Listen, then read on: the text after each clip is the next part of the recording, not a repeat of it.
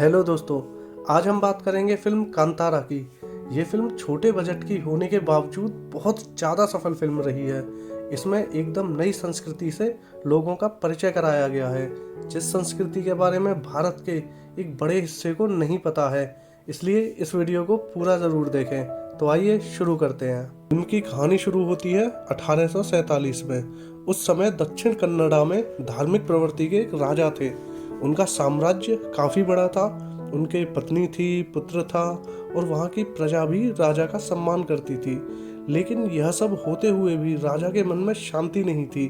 बिना किसी कारण के उनका मन हमेशा अशांत रहता था, विचलित रहता था। वे इस बात से परेशान होते थे और शांति की खोज में साधु संतों के पास जाते रहते थे, लेकिन उन्हें कोई लाभ प्रतीत नहीं हो रहा था। तब एक विद्वान ब्राह्मण राजा को कहते हैं कि उन्हें अकेले एक यात्रा पर जाना चाहिए और ऐसी शक्ति को खोजना चाहिए जो उन्हें वह आत्मिक शांति प्रदान कर सके जिसके लिए वह बेचैन रहते हैं। तब राजा अकेले ही यात्रा पर निकल जाते हैं, लेकिन काफ़ी भटकने के बाद भी जब उन्हें वह शांति का सुख नहीं मिलता तो वह एक जंगल में प्रवेश करते हैं। जंगल में उन्हें एक विचित्र सी आवाज़ सुनाई पड़ती है। राजा इस आवाज़ को सुनकर उस आवाज़ की ओर जाते हैं तो वो देखते हैं सामने एक पत्थर की प्रतिमा है और इसके दर्शन मात्र से राजा को उसी क्षण अपने भीतर अपार शांति का एहसास होता है। राजा वहाँ पर अपनी तलवार गिरा देते हैं। तभी वहाँ पर उस गांव के सभी लोग आ जाते हैं। राजा उन लोगों से निवेदन करते हैं कि वे इस प्रतिमा को अपने साथ ले जाना चाहते हैं। गांव के लोग राजा की इस बात पर कहते हैं कि ये हमारे देवता देवा पंजूड़ी हैं, आप इन्हें अपने साथ नहीं ले जा सकते। तभी गांव के उन लोगों में से एक व्यक्ति के भीतर यह देवता प्रवेश करते हैं और कहते हैं कि अगर तुम मुझे अपने साथ ले जाओगे तो इन गांव वालों की रक्षा कौन करेगा। तुम चाहते हो कि मैं तुम्हारे साथ आऊं तो तुम्हें इन गांव वालों को उतनी ही ज़मीन देनी होगी जहाँ तक मेरे चीखने की आवाज़ जाएगी। गांव वालों को यह ज़मीन मिल जाएगी और बदले में मेरे आशीर्वाद से तुम्हें शांति मिल जाएगी और मेरे साथ गुलिगा भी आएंगे। लेकिन एक बात याद रखना, अगर तुमने कभी भी कोई भूल की तो मैं तुम्हें क्षमा कर दूंगा, लेकिन गुलिगा तुम्हें कभी क्षमा नहीं करेगा। राजा इस बात को स्वीकार कर लेते हैं और देवता को ले जाकर अपने यहाँ स्थापित कर देते हैं। इसके बाद वह राजा सुख एवं शांति से जीवन व्यतीत करते हैं। तो दोस्तों, यहाँ आपको कुछ विशेष बातें संक्षेप में जान लेनी चाहिए जिससे कि आप फिल्म को और बेहतर समझ सकें। तो इस फिल्म के केंद्र में जो देवता है उसका नाम है पंजुरली देव। इनकी पूजा मुख्यतः कर्नाटक और केरल के कुछ हिस्सों में की जाती है और यह पंजुरली देव हिंदू धर्म के ही भगवान वाराह का ही एक स्वरूप है। वहाँ की तुलु भाषा में भी इसका अर्थ है युवा वाराह। तो इन देवता की पूजा के दौरान एक पारंपरिक नृत्य किया जाता है जिसे कि भूतकोला कहा जाता है। वहाँ के लोगों की मान्यता है कि भूताकोला के इस नृत्य के दौरान जो व्यक्ति यह नृत्य कर रहा होता है उसके भीतर एक आत्मा प्रवेश करती है और जो भी व्यक्ति यह भूताकोला नृत्य करता है वह अपनी संतान को भी इस नृत्य की शिक्षा देता है और इस तरह उसी परिवार की पीढ़ी परंपरा से इस नृत्य को करती है। इन देवता के साथ एक और देवता निवास करते हैं जिन्हें गुलिगा कहा जाता है। अब आते हैं फिल्म की कहानी पर। फिल्म शुरू होती है 1970 में, जहां पर के पंजुरली देव की पूजा के दौरान भूताकोला नृत्य किया जा रहा है। इस फिल्म का मुख्य नायक शिवा है। उसके पिता इस नृत्य को कर रहे होते हैं। तभी वहां पर उस राजा के एक वंशज को दिखाया जाता है जिस राजा ने देवता की प्रतिमा के बदले गांव के लोगों को जमीन दान में दी थी। तो यह राजा का वंशज जो था गांव के लोगों से अपनी जमीन वापस लेने की बात कहता है। यहाँ तक कि यह व्यक्ति देवता का मजाक उड़ाता है और गांव वालों से कहता है कि अगर तुम मुझे मेरे पूर्वजों की ज़मीन वापस नहीं दोगे तो मैं कोर्ट में जाकर यह ज़मीन वापस लूँगा। इसी समय शिवा के पिता के भीतर देवता प्रवेश करते हैं और इस व्यक्ति से कहते हैं कि तुम्हारे वंश की शांति के बदले मैंने ये ज़मीन गाँव वालों को दिलवाई थी। अगर अब तुम्हें ज़मीन वापस चाहिए तो तुम्हारी शांति छिन जाएगी। तब वह राजा का वंशज मजाक उड़ाते हुए कहता है कि यह बात देवता बोल रहे हैं या यह नाचने वाला व्यक्ति। तब शिवा के पिता कहते हैं कि अगर आज के बाद मैं किसी को भी दिख जाऊं तो समझ लेना कि मैं देवता नहीं, एक नृत्य करने वाला था, और तुम्हारा फैसला तो कोर्ट की सीढ़ियों पर ही हो जाएगा। यह कहकर शिवा के पिता एक मशाल लेकर जंगल की ओर भाग जाते हैं और एक स्थान पर पहुंचकर मशाल से अपने चारों ओर एक आग का घेरा बनाकर वह गायब हो जाते हैं। उस दिन के बाद से फिर कभी किसी ने भी शिवा के पिता को नहीं देखा, और वह राजा का वंशज भी कोर्ट की सीढ़ियों पर खून की उल्टी करते हुए अपना दम तोड़ देता है। इसके बाद अब कहानी आती है 1990 में, जहाँ पर के भैंसों की रेस हो रही होती है और वहाँ के मुख्य अतिथि हैं देवेंद्र, जिन्हें सब साहब कहकर बुलाते हैं। और ये साहब कोई और नहीं बल्कि उसी राजा के वंशज के बेटे थे जो कि जमीन के लालच में कोर्ट की सीढ़ियों पर खून की उल्टी करते हुए मर गया था। तो यहाँ पर भैंसों की दौड़ शुरू होती है और शिवा इस दौड़ में हिस्सा लेता है। शिवा बड़ा हो गया था और इस दौड़ में हिस्सा लेने के साथ साथ वह इस रेस को जीत भी जाता है। शिवा को सभी जानते हैं क्योंकि शिवा का स्वभाव काफ़ी गुस्सैल है और वह किसी के भी सामने नहीं झुकता, और वह केवल अपने दोस्तों के साथ नशा और आवारागर्दी करता रहता है। हालांकि वह अपनी माँ से डरता है। शिवा की माँ भी काफ़ी गुस्सैल है और लगातार शिव को डांटती और समझाती है, लेकिन शिव खुद में मस्त रहता है। तो एक दिन शिवा अपने दोस्तों के साथ रात में जंगल को जाता है सूगर का शिकार करने के लिए। तो जंगल में शिव को एक विचित्र प्रकार का सूअर दिखाई देता है जिसने कि सोने के आभूषण पहन रखे थे, और आश्चर्य की बात यह थी कि वह सूअर शिवा के दोस्तों को नहीं दिख रहा था। लेकिन शिवा इस पर गोली चलाता है, लेकिन गोली लगने के बाद भी वह सूअर गायब हो जाता है। इसके बाद रात में शिवा सपना देखता है कि वह अपने बचपन के रूप में है और उसके सामने वही सूअर खड़ा है जिसे उसने जंगल में देखा था, और वह इस सपने को देखकर बुरी तरह डरते हुए जाग जाता है और अपनी माँ के पास जाकर सो जाता है। इसके बाद हम देखते हैं फॉरेस्ट ऑफिसर मुरली को। वह इस बात को लेकर चिंतित थे कि जंगल में कल रात शिकार किया गया था, लेकिन कहीं कुछ नहीं मिला था। केवल एक आभूषण मिला था जो कि बहुत पुराना है। ये वही आभूषण था जो कि सूअर ने पहना था जिसे शिवा ने देखा था। इसके बाद हम देखते हैं कि गांव वाले भूताकोला उत्सव की तैयारी कर रहे होते हैं, और इस उत्सव में इस बार शिवा का चचेरा भाई गरुड़ा नृत्य करेगा, क्योंकि शिवा के पिता के बाद परंपरा के अनुसार यह भूतकोला नृत्य शिवा को करना था। लेकिन शिवा केवल आवारागर्दी करता था, इसलिए उसके चचेरे भाई को यह अवसर मिला था।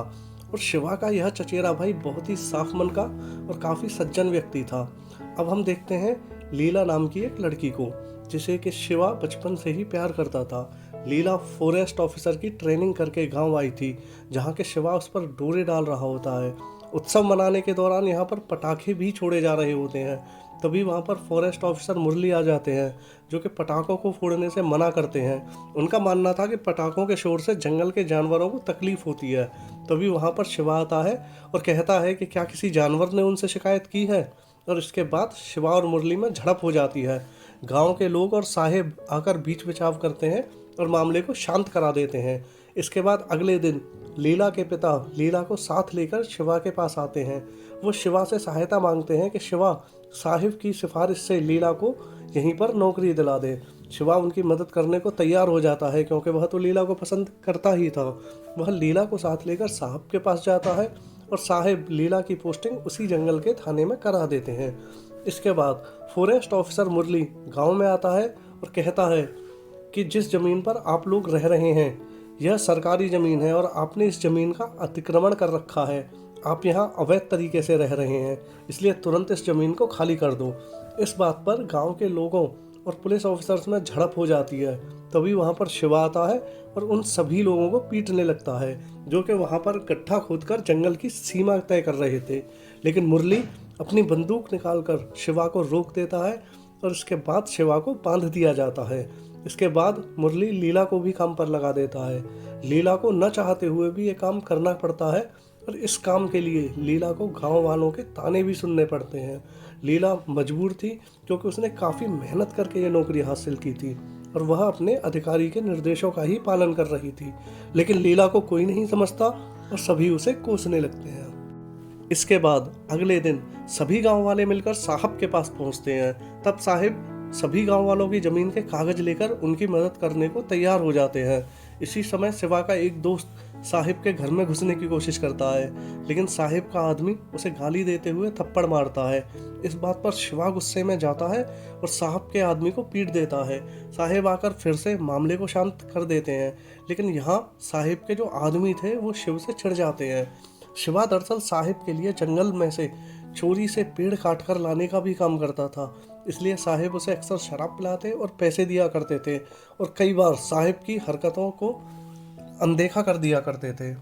इसके बाद अगली रात को शिवा अपना वही काम कर रहा होता है। रात में जंगल में पेड़ काट रहा होता है, तब साहिब का एक आदमी जो कि शिवा से चिढ़ता था, वह फॉरेस्ट ऑफिसर मुरली को जाकर बताता है कि शिवा जंगल से लकड़ियां चुरा रहा है और वह उस जगह को बता सकता है जहां पर यह काम हो रहा है। मुरली जो कि उस समय नशे में था, तुरंत इस आदमी और अपने सिपाहियों को साथ लेकर शिवा को पकड़ने के लिए जंगल की ओर चल देता है। तो जब ये जंगल में पहुंचते हैं तो शिवा को इनके आने का पता चलता है और वो पेड़ काटना छोड़कर छुप जाता है, लेकिन पेड़ काफ़ी हद तक कट चुका था और जैसे ही पुलिस की जीप उस जगह पहुंचती है, संयोग से पेड़ सामने आ रही पुलिस की जीप पर ही गिर जाता है और उसमें बैठे फॉरेस्ट ऑफिसर मुरली और अन्य सिपाही घायल हो जाते हैं।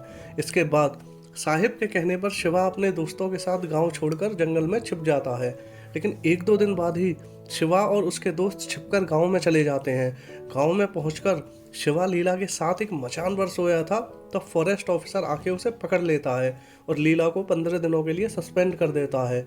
इसी तरह एक एक करके शिवा के सभी दोस्त उसी दिन पकड़े जाते हैं और इन्हें जेल भेज दिया जाता है। इसके बाद हम देखते हैं कि साहिब गुरुआ को अपने साथ जीप में एक जगह ले जाते हैं और गुरुआ से कहते हैं कि मैं तुम्हें 5 एकड़ जमीन दूंगा, बदले में तुम अब की बार भूतकोला के समय जब लोग सोचें कि तुम्हारे ऊपर देवता आ गया है, तुम कह देना कि साहिब के पूर्वजों की जमीन साहिब को वापस दे दी जाए।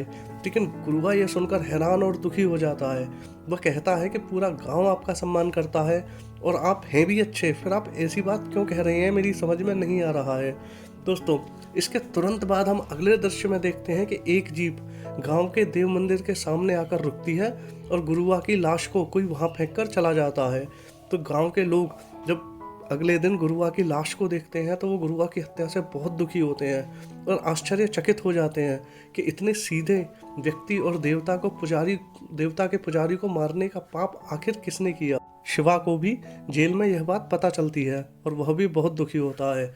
इसके बाद हम देखते हैं फॉरेस्ट ऑफिसर मुरली को पता चलता है कि गांव की सारी ज़मीन साहिब के नाम पर हो गई है, मतलब कि साहिब ने गांव वालों को बेवकूफ़ बनाकर सारी ज़मीन अपने नाम पर कर ली है। इसके बाद अगले दृश्य में हमें एक रहस्य का पता चलता है। हम देखते हैं कि जो साहिब गांव वालों के सामने एक सज्जन और दयालु व्यक्ति था और जो हमेशा गांव वालों की मदद के लिए तैयार रहता था, वह वास्तव में बहुत दुष्ट और क्रूर था। वह केवल अच्छा बनने का नाटक करता था। दरअसल उसका उद्देश्य केवल अपने पूर्वजों की वह जमीन वापस लेना था जो कि राजा ने गांव वालों को दान की थी और अब उसने धोखे से गांव वालों से वह जमीन अपने नाम करा ली थी। और हमें यहाँ पर यह भी पता चलता है कि शिवा के चचेरे भाई गुरुआ की हत्या भी साहिब ने ही की थी। इसके बाद हम देखते हैं कि शिवा जेल से छूट जाता है और सीधा साहिब के पास पहुंचता है और यहाँ पर साहिब एक नया दाव खेलता है। वह शिवा को काफ़ी शराब पिला देता है और शिवा से कहता है कि उसके भाई गुरुआ की हत्या फॉरेस्ट ऑफिसर मुरली ने की है। शिवा ये सुनकर गुस्से में भर जाता है और फॉरेस्ट ऑफिसर को मारने के लिए निकल पड़ता है। तो जाते समय रास्ते में एक लोहार की दुकान पर रुककर शिवा गांजा पीने लगता है। तब वह लोहार शिवा को कहता है कि गुरुआ साहिब के साथ ही जीप में बैठकर गया था, लेकिन जब साहिब वापस लौटे तो साहिब जो है अकेले थे, गुरुआ उनके साथ नहीं था और अगले दिन गुरुआ की लाश मिलती है।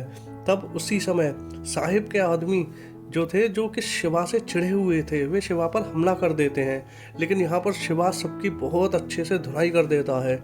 इसके बाद शिवा जाता है साहिब के यहाँ और सीधे उनके घर में पहुंचकर उनके खाने की टेबल पर बैठकर उनसे कहता है कि वह जल्दी ही साहिब को देख लेगा।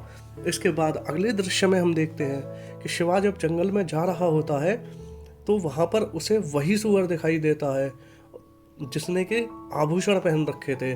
तो शिवा इस सुअर का पीछा करता है, तो वह सुअर उसी घेरे में ले जाता है शिवा को जहाँ पर के उसके पिता गायब हुए थे। तो उसी घेरे में पहुँचने के बाद शिवा को एक प्रकाश के दर्शन होते हैं। दूसरी तरफ हम देखते हैं कि फॉरेस्ट ऑफिसर गांव वालों को बताता है कि उनकी सारी ज़मीन साहिब के नाम पर है, जिसे सुनकर गांव वाले काफ़ी परेशान हो जाते हैं।